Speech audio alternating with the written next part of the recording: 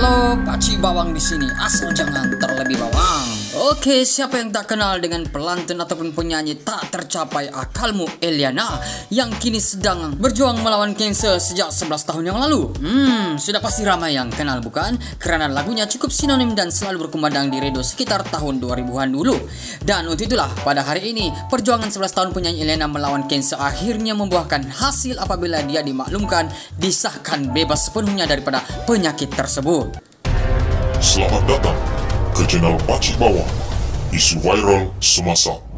Subscribe. Perkabaran gembira ini telah pun dikongsikan oleh Eliana di laman Instagramnya pada hari ini, di mana dia menzahirkan rasa bersyukurnya kepada Allah SWT karena mendengarkan doa-doanya, serta ucapan terima kasih kepada para peminat dan juga para sahabat Anda yang mendoakannya. Ibu kepada dua orang anak ini, Eliana, mengumumkan dia mengidap kanser selepas tersingkir daripada program Gegar Baganza musim keempat pada 2017 yang lalu, di mana dia memberitahu bahwa dia mengidap penyakit ini sejak 2010 dan jangkaan awal dokter, penyanyi itu hanya mampu hidup setahun sahaja. Bagaikan diriku tapak Sulaiman.